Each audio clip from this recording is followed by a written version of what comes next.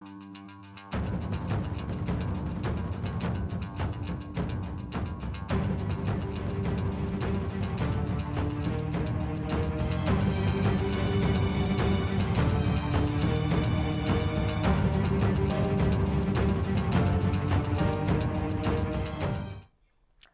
morning and a very warm welcome to Sports Cafe. We are over here in the next half an hour. We're obviously going to be telling you what's going on in the world of sports, what are the topmost headlines that have taken the world of sports by storm, and the biggest story of the day. Well, I was just reading that in the papers, you would have been seeing it on the televisions also in the last 24 hours. Well, the end of power play has come for BCCI. We'll be talking more on this for now. In the studio right now, joining me over here is a very renowned sports journalist, Rakesh Rao. Welcome to the show, Rakesh. Good morning. Very good morning, Sakshi.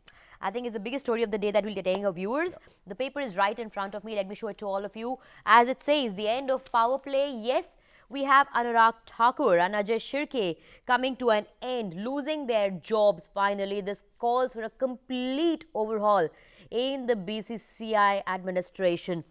The way things have been. Well, this has been almost, Rakesh, an year-long story. And since the Lodha panel was constituted out there, they made sure they gave the BCCI nth number of chances. The worst of the arguments happened in the courts. The most random of the defenses could BCCI come up with on their stand. And yet, the way things stand, quite clearly, somewhere all of us as journalists or media people did know that Anurag Thakur was in a complete soup for himself, and he could obviously see himself in such a kind of situation coming, irrespective of the fact that he did not find himself or wanted to see that clearly. So it was quite strange that, I think the BCCI knew that defying the Supreme Court, what it amounted to. I mean, this is the price that the BCCI has paid for defying Supreme Court repeatedly. Imagine, since July 18th, once the Supreme Court had accepted the Lodha committee recommendations almost in toto, it was just a matter of time that unless you do it, it is not because the reform process which started from once the Supreme Court formed this committee on the 22nd of January 2015, ever since that, it's almost 2 years now. So ever since that process began, the idea was to only suggest administrative reforms. But what has happened yesterday, whatever happened, that was because these two individuals, because they were at the helm, they were unable to implement the recommendations. And they were no longer recommendations since July 18, because recommendations became an order. It became a directive of the Supreme Court. And I think BCCI forgot one very simple fact, that they kept referring to Lodha committee as just another committee. Yes. Let's not forget it was appointed by the Supreme Court. Correct. So in other words, it was an extended arm of the Supreme Court. Itself, so right. what are you dealing with? You are actually directly dealing with Supreme Court. So this is where I feel that a sense of arrogance, lack of humility, in fact, they're also everything very low, put together. very light words to be used, because the extent to which they have gone to actually ridicule the Supreme Court, which is the highest authority in the country, these words would also be very light for them. That is why the court yesterday said that, look, BCCI assumed that our order was written, like on sand. It was not so. It's almost carved in stone now. Correct. Because and also we must also add here that Anurag Thakur is facing contempt of court plus perjury. Yes. Now that is, you are lying under oath when you submit an affidavit. If every word written there is not truth or the complete truth, you can be tried for perjury. And this is exactly what the court has the court has already found him prima facie guilty of perjury and contempt of court. Jail sentence for so himself. I think on January 19th, a lot more is going to happen. I'm sure about that. Well, let's move on from here, from a heavy report, obviously, first thing in the morning that you'll be seeing in your papers this morning. Let's move on to the other stories of the day. The next story, obviously, would be Jharkhand, where we have Jharkhand versus Gujarat. Let's show you the top headlines as to what the papers have to say, not just about this, but all the other stories also. RP Singh 3-4 helps Gujarat take control against Jharkhand. Out there, Carolina Marin wins a thrilling game against Saina Nehwal. Saina Nehwal losing out there. Indian women's team beat Nepal to enter the SAF Cup final. And Haryana hammers overpower Mumbai Marathis. Well, Jharkhand so far have had the best cricket so far for themselves in this entire series. Their second semi-final that's been happening between Jharkhand and Gujarat has clearly shown that what a beauty have some of the players come out to stand for themselves and for the team as. RP Singh comes out as a stunner this time for Jharkhand, taking that 3-wicket haul. Let's show you what the papers this morning are running the top stories for the day as. Yadav gives Mumbai a strong start. Mail today coming out. RP dents Jharkhand, Gujarat takes control. Hindustan Time reads that story.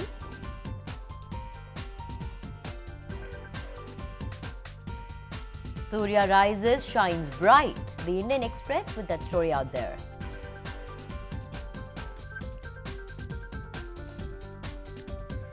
Surya Kumar ने मुंबई को संभाला, दैनिक जागरण की ये खबर है आज सुबह की।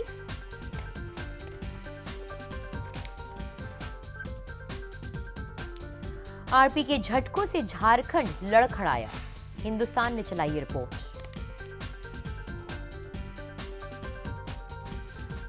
आरपी सिंह ने बढ़ाई झारखंड की मुश्किलें, अमर उजाला की ये रिपोर्ट चली है।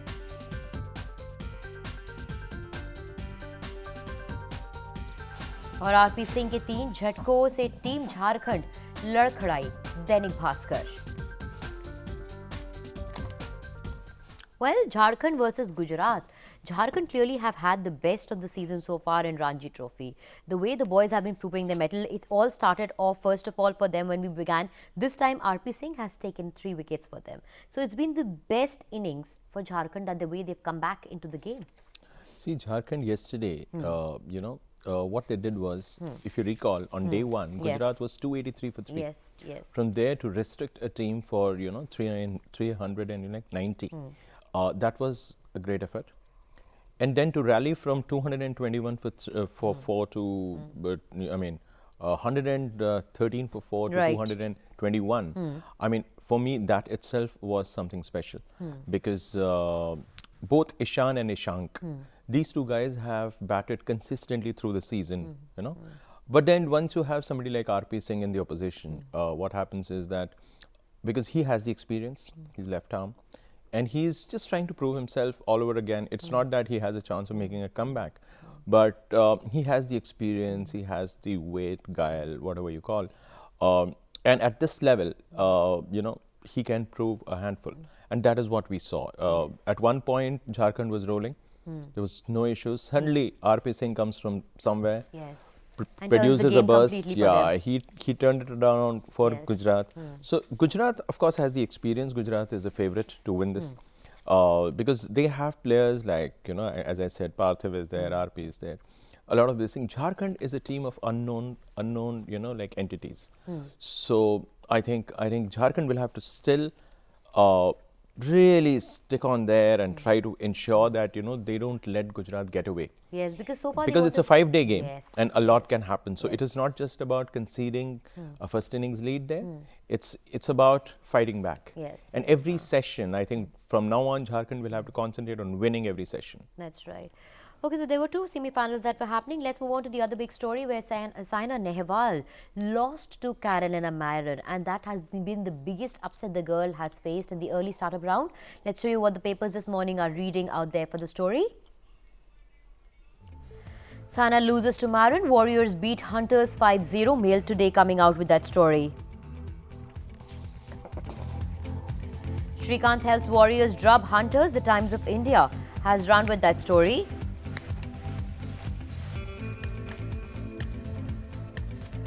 Marin's Hyderabad double. The Indian Express coming out with that story.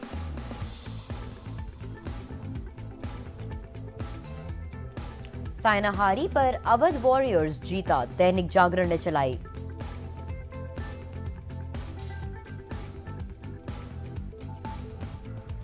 PBL Saina हारी पर अवध टीम जीती, हिंदुस्तान की ये खबर है।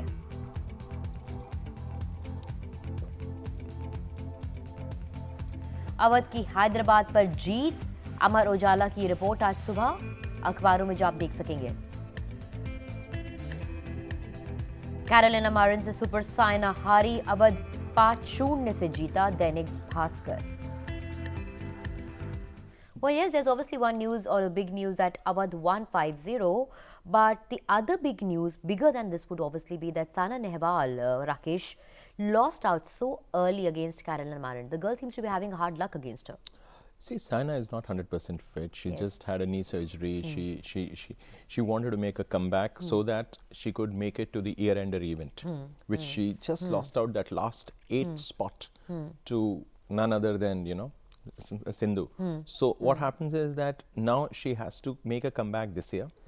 And we all know that after a knee surgery, it's not easy to make an Make a immediate comeback, comeback. yes, that's right. But I'm very happy with her scores.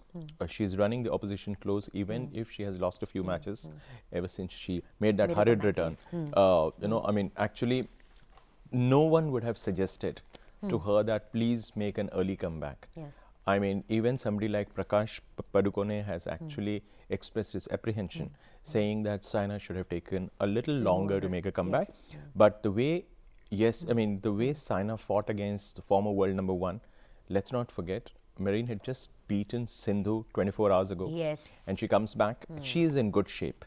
And she's determined to get back her world number 1 spot. She is right now world number 2. And let's not forget, she is the current world and Olympic champion. Correct. So you are up against a person and you are not 100% fit. So I think there is a lot for Saina to gain from here. Now you see the result of the match. Correct. It is 5-0. Yes. 5-0 means the victory sheet. posted Yes. by Carolina Marin was not, it doesn't reflect in the result because of the fact that Hunters lost Yes. their trump match. Now, The trump match contribution means there's went off the win, -1. right. So Yes, just by virtue of losing your trump match, had you won that match, you get 2 points. 2 points, yes. But if you lose, it's -1. So, you know, in effect, it was a win-win, you know, like seen right through for Awadh, even though Saina lost. Yes. And beating a team which had just won 24 hours ago. Right. Again, I mean, we can always say that when a home team is playing two you know, like games back to back, you need to recover. Correct. And in badminton, we do see people recovering fast because these are short games. Short games, it's right? not just Very 11 short points. games, yes, exactly. Yeah. 11 points. Quick games, in fact, But yes. but having, you know, expressed it, I would still like to just add here that Awadh Warriors, for them, this victory in the league is going to do a world of good for them because they needed this kind of a win against a strong team.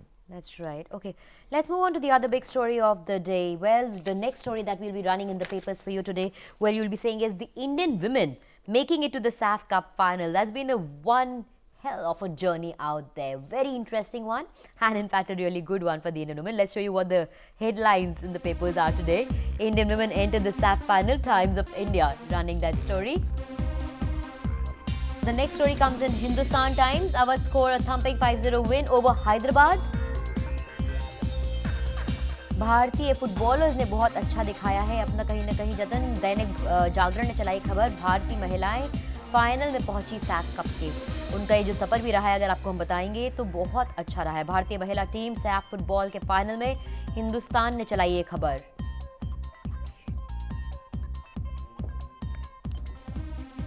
Bharat Saif championship के final में, अमर उजाला ने ये छापी खबर।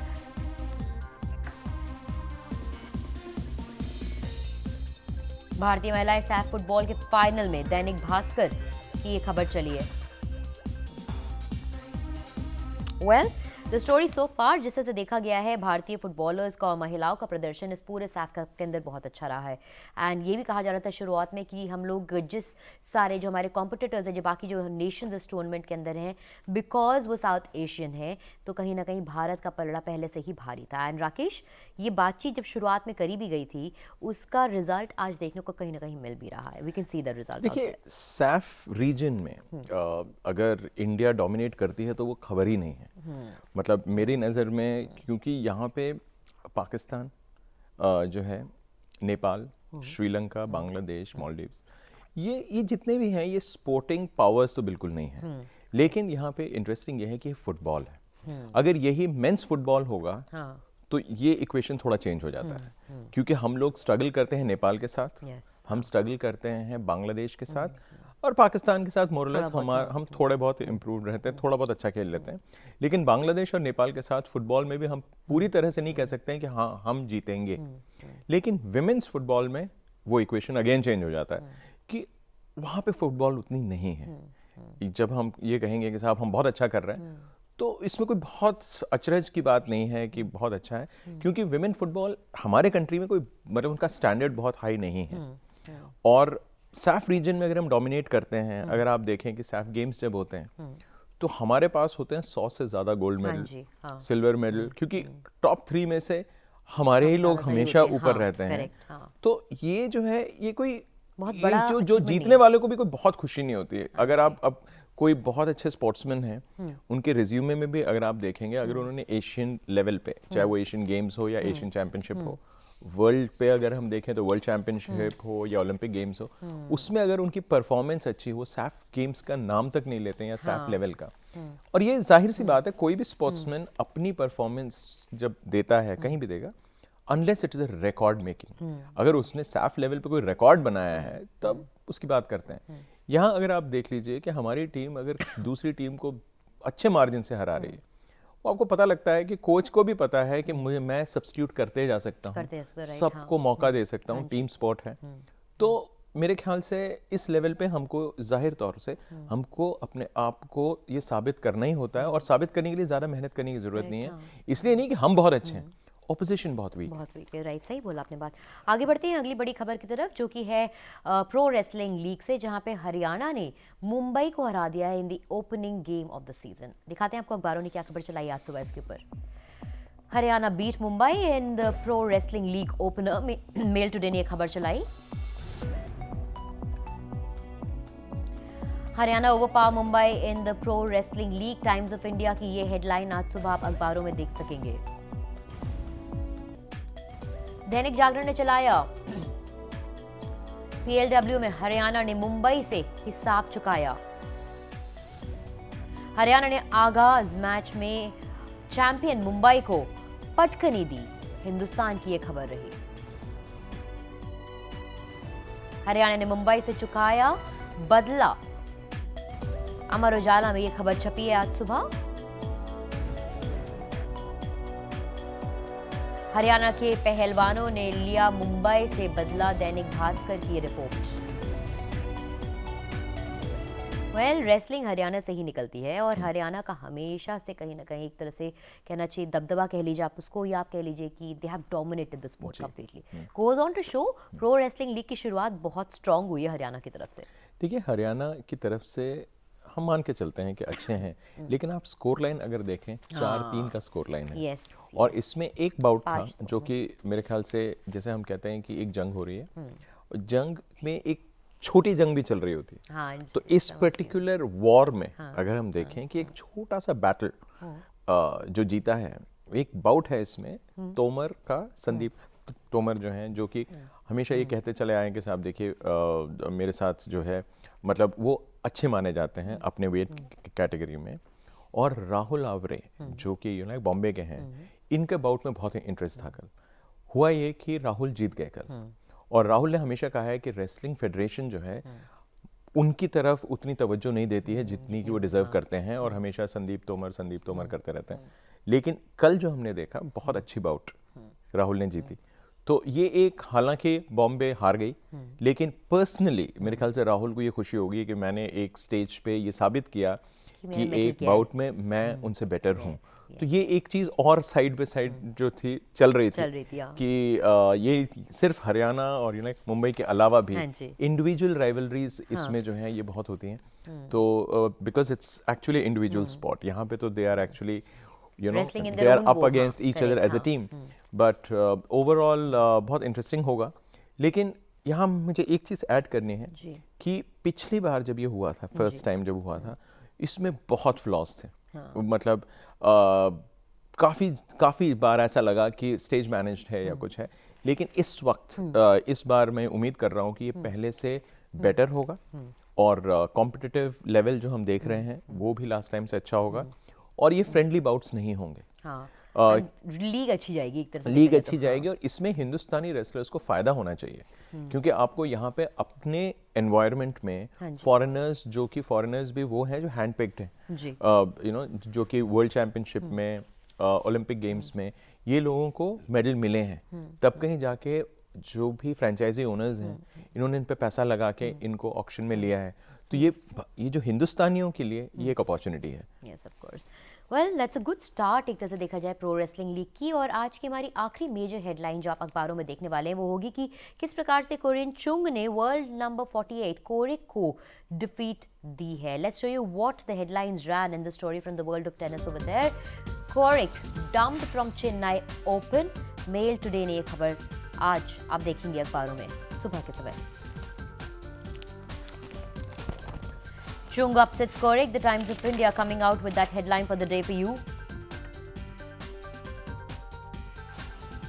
Chennai open में चुंग ने कोरिक को दी शिकस्त। दैनिक जागरण की ये खबर।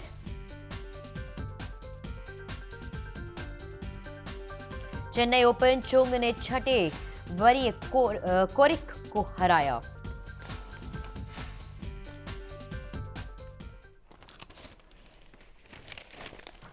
Well out there clearly this is something जो कहीं ना कहीं अगर देखा जाए तो खुद चुंग ने भी उम्मीद नहीं रखी होगी कि इतना अच्छा गेम वो खेल जाएंगे चेन्नई ओपन में।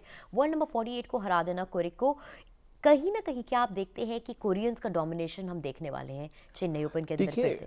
कोरियन जो हैं, कोरियन अच्छे हैं, मूवमेंट उनकी जो है मेरे ख्याल से एशियंस को अगर हम लेंगे तो कोरियंस को मैं काफ़ी अच्छा आंकता हूं, क्योंकि उनकी जो ऑन कोर्ट मूवमेंट है, जो एजिलिटी है, लिटरल मूवमेंट जो होती है कोर्ट पे, वो उनकी हमेशा अच्छी रही है। क्योंकि वो मेरे ख्याल से उस रेस में अगर हम लें उनको तो वो लोग एथलेटिक हैं। और यहाँ पे जो हुआ है कोरिक, अगर हमको याद रखना चाहिए, पिछले साल इसी टाइम पे वो इसी चैंपियनशिप के फाइनल में हारे थे। और कोरिक जो है और उनका जो गेम है वो अटैकिंग है। हो सकता है कि पहला मैच था, सेटल नहीं हो पाया, और स्कोर लाइन से भी लगता है कि वो कोई बहुत अच्छा नहीं खेले हैं टोटल। लेकिन क्रेडिट दीजिए आपके एक 20 साल के लड़के ने आके जिस अंदाज में अपना स्टार्ट लिया है, बिल्कुल कमाल का खेले हैं। और अपने मौके जो उनको मिले गवाए नहीं उन्होंने। तो ये बड़ी बात होती है that you have to seize the big moments, और ये उन्होंने दिखाया है। और देखिए मोटिवेशन भी ज़्यादा रहता है, क्योंकि आप जब खेलने आए तो आपसे किसी को कोई उम्मीद नहीं है। And when you play really well और आपका ओपोनेंट अपने लेवल पे नहीं खेल रहा है, तो वो आपका दिन है, आपका मौका है।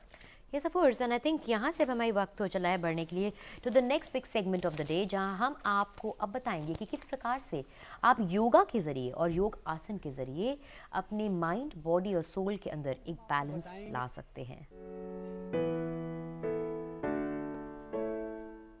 दोस्तों, आज हम आपको बताएंगे कि कैसे कुछ योग की क्रियाओं और कुछ प्राणायाम के माध्यम से हम अपने स्टेमिना को बढ़ा सकते हैं। हमारे शरीर में सबसे महत्वपूर्ण है स्टेमिना। स्टेमिना हमारे कार्य करने की क्षमता को दर्शाता है। कितना हमारा स्टेमिना है, उसी के आधार पर हम कोई भी कार्य करते हैं। तो अब हम आपको दिखाएंगे कुछ योग की क्रियाएं। दोस्तों, मेरु कहा गया है हमारे रीढ़ की हड्डी को। मेरु वक्र आसन, यानी कि रीढ़ की हड्डी को हल्का सा घुमाने वाला आसन। आप लोग अपने राइट लेग को फोल्ड कर लीजिएगा और लेफ्ट लेग के साइड में अपोजिट साइड रखिएगा उसको। गुड। अब दोनों हाथों को भी इसी साइड रख लीजिएगा। एक श्वास भरिएगा लंबा गहरा, इनहेल, और बिल्कुल पीछे की तरफ देखिएगा अच्छे से, और महसूस कीजिएगा हमारे स्पाइन पर, हमारे मेरुदंड पर हल्का सा स्ट्रेच महसूस होगा। रिलैक्स। दोनों हाथों को वापस लेके आओ, सीधा पैर को सीधा कर लीजिएगा। अब इसी को दूसरी तरफ से, अब लेफ्ट लेग को राइट लेग के अपोजिट साइड रख लीजिएगा। दोनों हाथों को भी इसी तरफ रखिएगा। ध्यान रखिएगा कमर बिल्कुल सीधी रहे। श्वास भरिएगा और पीछे की तरफ देखिएगा जिधर हाथ रखे आप लोगों ने। गुड। और होल्ड कीजिए आप ब्रेथ को। यह आसन पूरे डाइजेस्टिव सिस्टम को स्ट्रेच करता है, पूरे मेरुदंड को स्ट्रेच करता है। रिलैक्स। धीरे धीरे से वापस आएगा। गुड। दोनों पैरों को सीधा कर लीजिएगा। अब हम आपको करके दिखाएंगे सुप्त वज्रासन। तो उसके लिए पहले हम आएंगे वज्रासन की स्थिति में। अपने दाहिने पैर को मोड़ लीजिएगा, अब बाएं पैर को मोड़ लीजिएगा, बैठिएगा सीधे। मित्रों, यहाँ एक मैं छोटी सी बात आपको बताना चाहूँगा। जब भी हम शाम को खाना खाएं, डिनर के बाद हमें ज़रूर से भी ज़रूर इस आसन में 1 या 2 मिनट कम से कम समय तक बैठना चाहिए। ज़्यादा समय आप 5 मिनट 10 मिनट तक आराम से बैठ सकते हैं, क्योंकि यह आसन हमारे डाइजेस्टिव सिस्टम को स्ट्रॉन्ग करता है, उसको अच्छे से जो है खाना डाइजेस्ट करने के लायक उसको बनाता है। अब हमारा अगला आसन है सुप्त वज्रासन। सुप्त यानी कि सोना, वज्रासन यानी कि वज्रासन में सोना। अब आप देखिएगा कि वज्रासन में हम कैसे सोते हैं। दोनों हाथों को पीछे रखिएगा। अब दोनों एल्बो को नीचे टच कर लीजिएगा। अब धीरे धीरे अपने सिर को नीचे टच कीजिएगा और दोनों हाथों को सर के ऊपर लेकर के आइएगा, ज्वाइंट कर लीजिएगा। सर को सीधा रखिएगा, गुड। और ब्रेथ को होल्ड रखिएगा अंदर, श्वास को हमें अंदर होल्ड करना है। यह आसन भी हमारे डाइजेस्टिव सिस्टम को जो है अच्छे से उसको स्ट्रॉन्ग बनाता है और साथ ही साथ हमारे फेफड़ों को, हमारे लंग्स को मजबूत बनाता है। हमें श्वास संबंधी कोई भी तकलीफ नहीं होगी इस आसन के करने से, और उसके साथ साथ हमारे लोअर पोर्शन को भी अच्छे से स्ट्रेच करता है, उसके फैट को बढ़ने से रोकता है। अब धीरे धीरे से वापस आइएगा, श्वास को छोड़ते हुए वापस आइएगा, रिलैक्स। अब हमारा अगला आसन है शवासन। दोनों पैरों को साइड से बाहर निकालिएगा, गुड। पैरों को सीधा कर लीजिएगा और अपनी बाईं साइड करवट लेकर के, लेफ्ट साइड करवट लेकर के हमें लेटना है। शवासन कीजिएगा। दोनों हाथ सीधे, हथेलियां हल्का सा ऊपर की तरफ, और धीरे धीरे से लंबे गहरे सांस लीजिएगा। इस आसन से आप अपने शरीर को तुरंत रिलैक्स कर सकते हैं। एक बड़ा ही शीतलीकरण का एक आसन है, अपने आप को रिलैक्स करने का एक आसन है। आप लोग जब थक जाते हैं, ऑफिस में काम करते हुए घर पर आते हैं, तो 2 से 4 मिनट इस आसन को कीजिएगा। यह आसन आपको फिर से तंदुरुस्त बना देगा।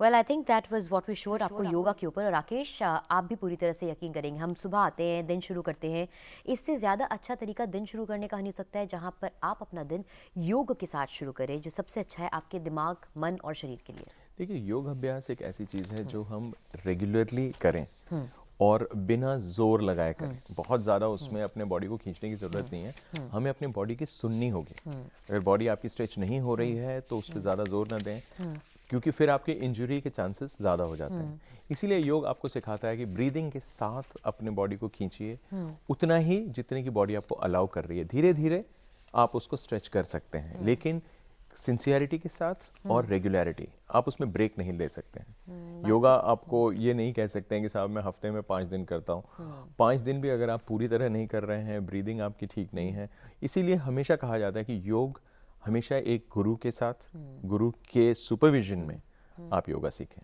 Yes, of course.